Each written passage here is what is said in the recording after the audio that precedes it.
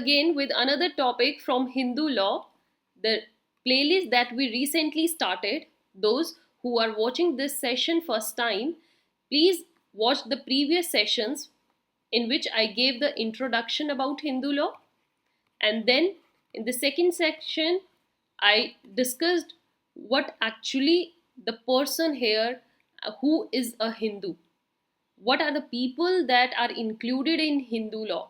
So, introduction and about the Hindu, these two sessions already we have done. On the top, you see the link of the first session, introduction, basic background, history of Hindu law, where I told you about the basic introduction part. Second link is about the term Hindu, who are the people that are included under Hindu law, and Hindu law applies on which people. So that link is there. Go and watch these two sessions. Now, coming to the third thing about the effect of migration and domicile. कई बार क्या होता है students, जो person है जिन पर Hindu law apply हो रहा है, they migrate from one place to another within the country और आउटसाइड द कंट्री. सो उस सिचुएशन में क्या होता है, क्या उन पर तभी भी हिंदू लॉ अप्लाई करे होगा, या फिर जिस प्लेस पर अब वो माइग्रेट हो चुके हैं the place law of that place will apply. That's the big doubt and big question that student ask, and our lawmakers have clarified clearly now what actually this thing is all about, and in this situation which law will going to be apply on them. So we will study this. You have to listen it carefully.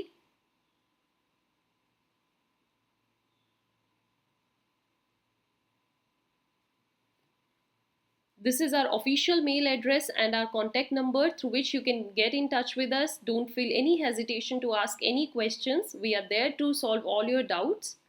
Now, the very first thing is effect of migration. सबसे पहले हम migration के point of view से देखते हैं कि अगर एक party या one person migrates from one place to another, then what happens? Will Hindu law apply on them or not? So migration को हम किस context में देखते हैं? From one place to another within a country, country के अंदर ही. So ordinarily क्या होता है, law of locality in which Hindu family is living is its personal law. आप जहाँ पर रह रहे हो, आप पर जो हिंदू लॉ अप्लाई हो रहा है वो एक तरीके का आपका पर्सनल लॉ है. आप पर कस्टम यूसेज जो उस अकॉर्डिंग टू द सोसाइटी है वो ही आप पर अप्लाई होते हैं. एंड इफ सच फैमिली, अगर वो फैमिली माइग्रेट हो जाती है to another part of the country, then it carries with its own laws, including any custom having the force of law.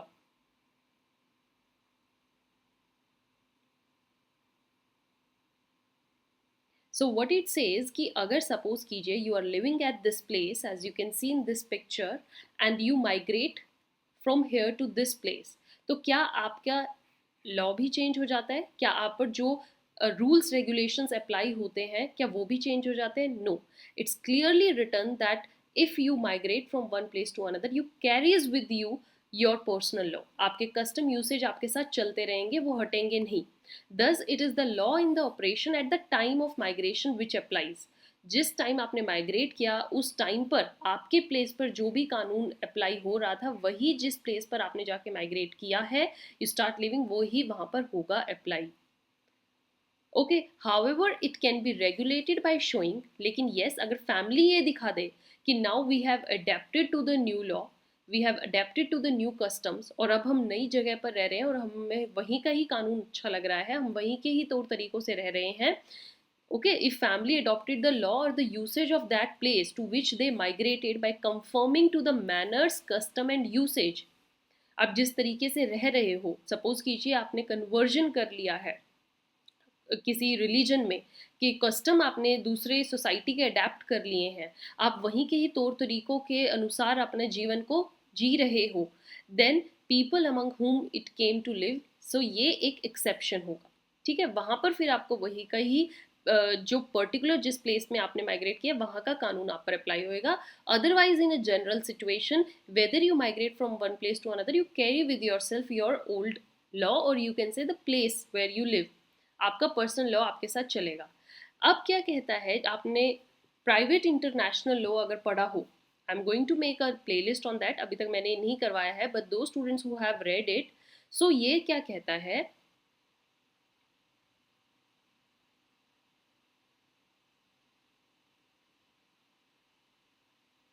That हमारी एक एक्सेप्शन है rule of private international law की. देखिए प्राइवेट इंटरनेशनल लॉ क्या कहता है, that if there is any immovable property और वो एक प्लेस से दूसरी जगह शिफ्ट हुई है, then it will be governed by lex situs. Lex situs means law of the place where the property is located.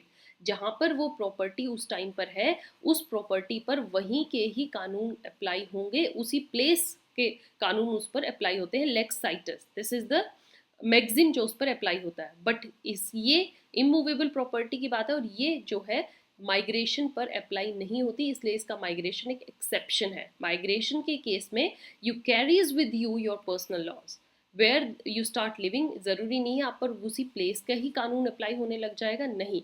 उसके लिए आपको सेपरेटली दिखाना होगा that now you are adapting new custom, तब आप पर वो अप्लाई होगा, otherwise the old act will apply on you.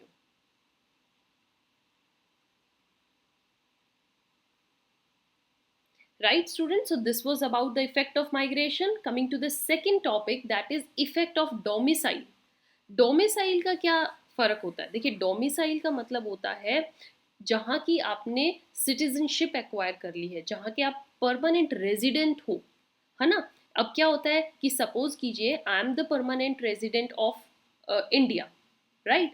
और मैं कुछ टाइम के लिए सपोज कनाडा में जाकर जॉब कर रही हूँ या वहाँ पर रह रही हूँ, मैं अपने रिलेटिव्स के पास चली गई हूँ किसी पर्पज से, मैं टूरिस्ट वीज़ा के तौर पर गई हूँ, टूरिस्ट के तौर पर मैं एक साल से घूम ही रही हूँ डिफरेंट नेशंस को, तो इसका मतलब ये थोड़ा कि मेरा डोमिसाइल चेंज हो गया है. Domicile is what? Domicile is actually जहाँ के आप परमानेंट रेजिडेंट हो, जहाँ पर आपने रजिस्टर, आप जहाँ के रजिस्टर्ड सिटीजन हो, that is the domicile thing. So effect of domicile का क्या होता है? डोमिसाइल के केस में क्या होगा, सपोज आप डोमिसाइल कहीं के हैं और रह आप कहीं पर रहे हो, तो आप पर कौन सा कानून अप्लाई होता है, तो इसको हम देखते हैं. सो अंडर हिंदू लॉ, हमारा हिंदू कानून क्या कहता है, domicile is not of much importance.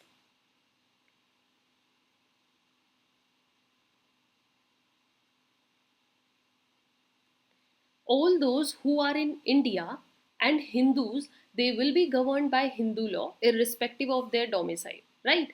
ज़रूरी नहीं आपका डोमिस, अगर आप इंडिया में हो और आप हिंदू हो तो आप पर हिंदू लॉ अप्लाई होता है. Domicile becomes important only in those cases where a person claiming to be a Hindu is outside India. यही इसलिए मैंने आपको एग्जाम्पल डिफरेंट कंट्रीज का दिया. माइग्रेशन में हमने क्या किया था, within a country, but domicile में outside the country. Within a country domicile कोई इंपॉर्टेंस नहीं रखते. डोमिसाइल अगर हम विद इन द, सपोज कीजिए इंडिया में देखें तो मैं एक स्टेट की डोमिसाइल एक्वायर कर सकती हूँ, और अगर मैं दूसरी स्टेट में जाके रह रही हूँ तो इसका मतलब ये नहीं है कि हर स्टेट का हमारा अलग कानून है. इंडिया में we have universal laws, so Hindu law will apply anywhere in the part of India. But what happens if you move to the other country?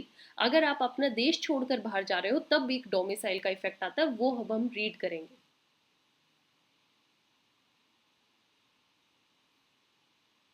So what it says basically, in that case Hindu law will apply to him only if he is domiciled in India.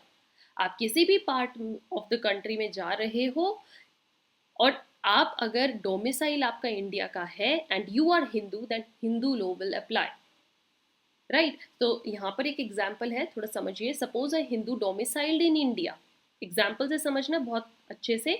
India का आपके पास domicile है, but now you are living in England, performs a marriage there, आप वहाँ पर शादी कर रहे हो, तो is it necessary that he must comply with the formalities laid down by Hindu marriage act के तहत ही उनको वैसा करना है फॉर दैट मैरिज सोलमनाइजेशन, ताकि आपकी मैरिज जो है एक वैलिड रजिस्टर्ड मैरिज के तौर पर दिखे. और will it be enough if he complies with the formalities as prescribed by the local law, that is English law.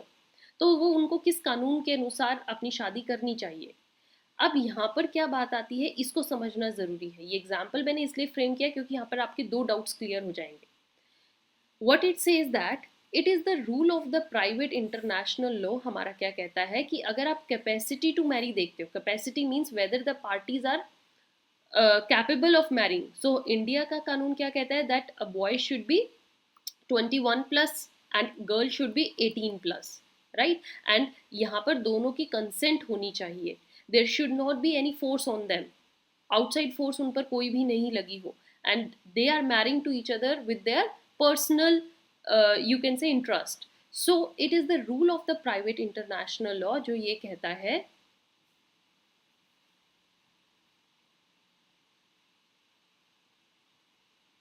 that if you want to see the capacity, तो capacity of marriage आपने देखनी है parties की according to the law of domicile.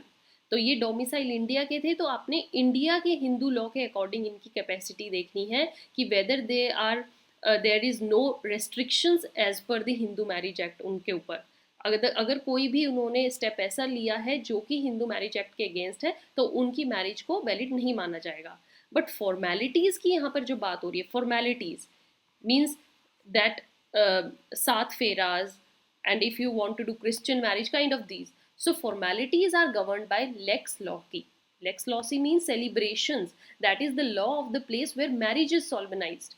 जिस place पे आपने वो शादी करी है, वो मैरिज करी है, वहां का कानून आप पर अप्लाई होता है, means as per the laws of England. English law आप पर अप्लाई होगा। तो इंग्लिश लॉ जो भी बोलता है फॉर्मेलिटीज एक शादी में होनी जरूरी, means there should be an exchange of vows and rings, so that's enough for a party to get married, right? Then next thing is, this is very important, that's why I highlighted it, इसको अच्छे से समझिएगा and maintain your own notes. If nothing is known about a man except that he lived in a certain place,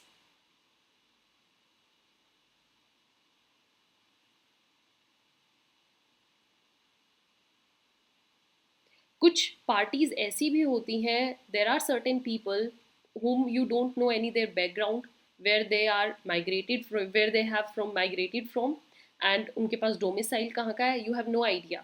Only the thing you know is that they are living at this place, यहाँ पर वो रह रहे हैं. So अब आपको ये ज़्यादा डाउट हो जाएगा कि इन पर हम कौन सा लॉ अप्लाई करें. So it will be assumed that his personal law is the law which prevails in that place. उस प्लेस पर आपने उनका पर्सनल लॉ अप्लाई करना है. You will ask them which law, which society they belong to, which religion they belong to, and then accordingly हम उन पर वही कानून अप्लाई करते हैं. So in that sense only domicile is of important. Domicile से ही पता लगेगा वो कहाँ के उनके पास डोमिसाइल है, परमानेंट रेजिडेंट वो कहाँ के हैं. So this is all about today's session, dear students. I hope now you understood the effect of migration and domicile क्या होता है as per Hindu law. And in next session, I am going to meet you with another topic. Till then, keep watching, keep sharing. Don't forget to subscribe the channel. Don't forget to see the last videos. Till then, have a